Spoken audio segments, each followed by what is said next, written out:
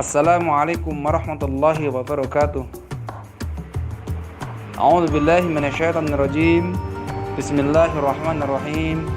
Alhamdulillahilladzi hadana li hadza wa ma kunna linahtadiya laula an hadanallah.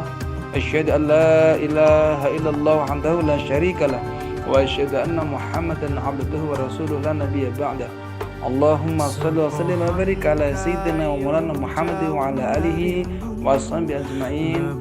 Rabbi shrah li sadri wa yassir li amri wahlul 'uqdatam min lisani yafqahu qawli. Al-ayat sadaqallahul adzim.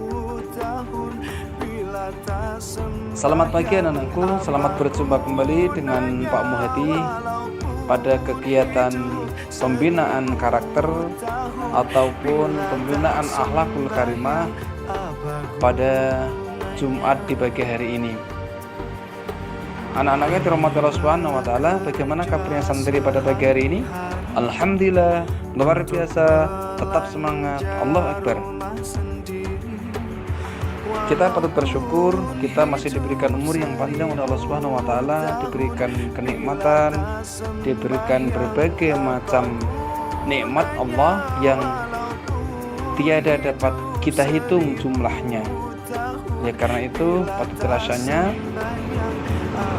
untuk mewujudkan rasa syukur itu kita ada mengucapkan lafal hamdalah bersama-sama. Alhamdulillahirabbil alamin. Salawat dan salam semoga senantiasa tercurah limpahkan kehadiran baginda Nabi Muhammadin sallallahu alaihi wasallam yang senantiasa kita tunggu syafaatul uzmanya kelak di yaumul kiamat. Mudah-mudahan kita semuanya tergolong umat yang bisa akan diberikan syafaat oleh beliau pada kelak di yaumul mahsyar nanti.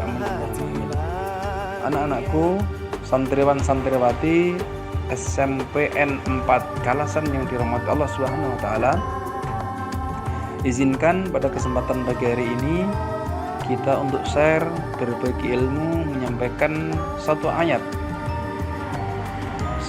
dari Allah Subhanahu wa taala, di mana bila ada benarnya semata-mata datang dari Allah Subhanahu wa taala. Kalau ada salah dan hilaf mohon dimaafkan karena kedhaifan, kelemahan, kekurangan Pak Muhadi semata. Ya, karena itu kita niatkan pada pagi hari ini kita belajar bersama-sama. Mudah-mudahan Allah memberikan rahmatnya dan akan Allah catat sebagai amal soleh kita kelak di yaumil qiyamah. Amin Allahumma amin. Anak-anakku, santriwan-santriwati yang dirahmati Allah Subhanahu wa taala, manusia adalah makhluk Allah yang diciptakan dalam bentuk terbaik. Ia diciptakan dengan bentuk fisik yang indah, juga diberi perangkat lunak yang sempurna seperti akal, pikiran, rasa, karsa ataupun kehendak. Maka manusia berbeda dari makhluk Allah yang lainnya. Malaikat diciptakan hanya memiliki akal tanpa diberi syahwat dan nafsu. Hewan dibekali syahwat sehingga hidupnya hanya mengikuti keinginan kebutuhan badannya. Makan, minum, berhubungan badan, dan segala keinginan yang bersifat jasmania. Sementara setan diciptakan hanya dengan bekal nafsu sehingga sepanjang hidupnya selalu ingkar akan nikmat Allah. Nah, manusia sebagaimana disebutkan dalam surah At-Tin ayat yang keempat yang berbunyi a'udzubillahi minasyaitonirrajim, bismillahirrahmanirrahim, laqad khalaqnal insana fi ahsani taqwim.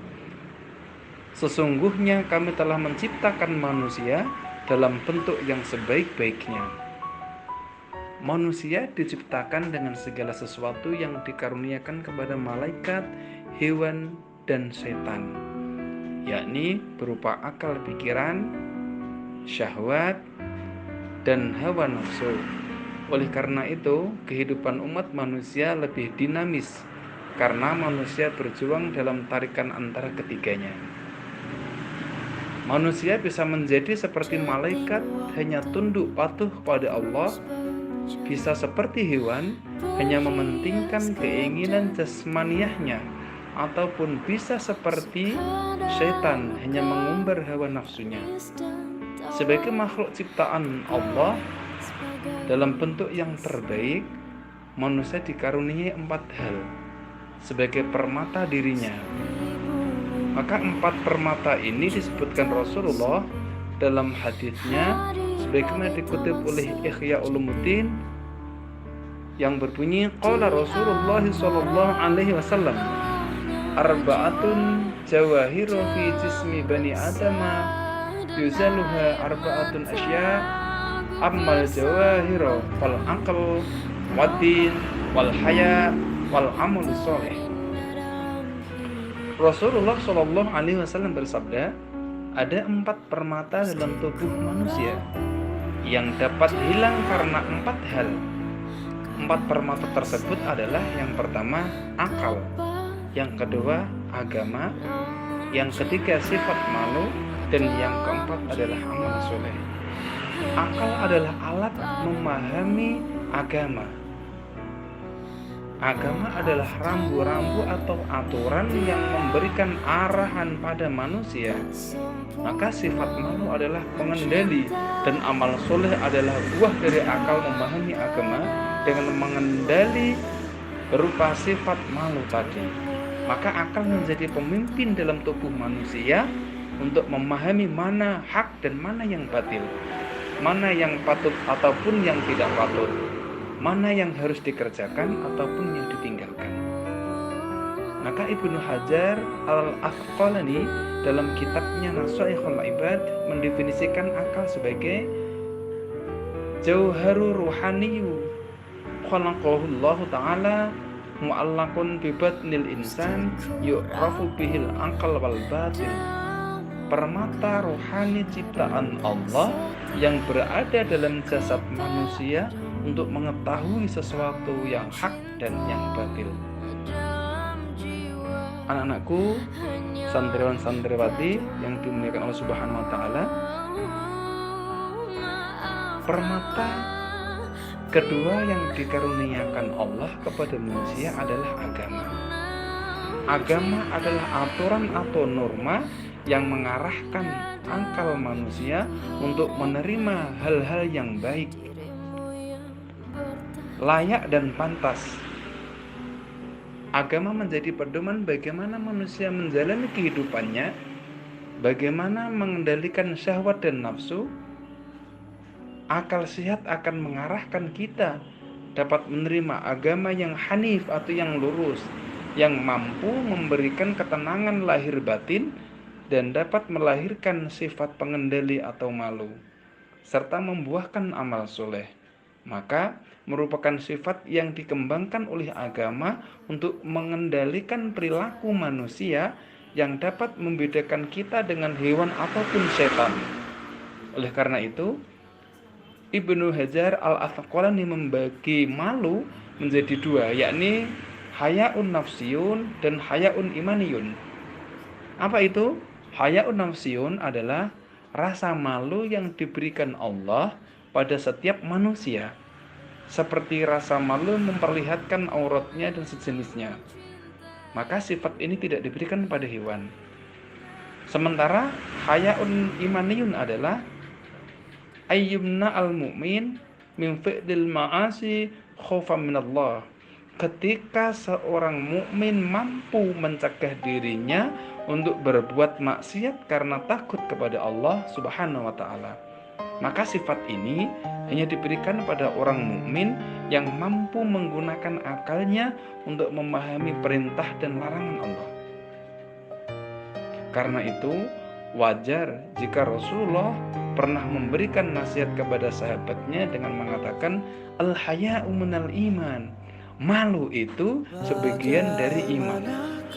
Malu untuk berbuat maksiat, malu meninggalkan perintah agama, malu tidak berbuat baik dan lain sebagainya. Permata yang terakhir yang dimiliki manusia adalah amal soleh, yakni perbuatan yang patut dan baik menurut kaidah agama. Amal soleh adalah buah dari kemampuan kita memahami agama. menjalankan perintah agama, serta kemampuan kita mengendalikan sikap dalam kehidupan. Maka banyak orang yang mampu memahami agama atau mengerti ilmu agama, tetapi tidak mampu mengendalikan syahwat dan nafsunya. Sehingga apa? Sehingga ia tidak memiliki rasa malu. Maka ia hanya bisa melakukan sesuatu yang hanya berorientasi atau bertujuan pada kebutuhan yang kadang merugikan orang lain. Anak-anakku yang dimuliakan Allah Subhanahu wa taala, santriwan santriwati, Rasulullah dalam sebuah hadis di atas juga mengingatkan pada kita akan bahaya yang mengancam 4 permata manusia tersebut. Maka Rasul mengatakan, fal ghadabu yuzilul aql wal hasadu yuzulud din wat tama'u yuzilul haya wal ghibatu yuzilul amal soleh. Ghadab, marah-marah, dapat menghilangkan akal. Iri dan dengki ataupun hasud dapat menghilangkan agama. Serakah atau tomak dapat menghilangkan sifat malu. Dan menggunjing atau ghibah dapat menghilangkan amal soleh.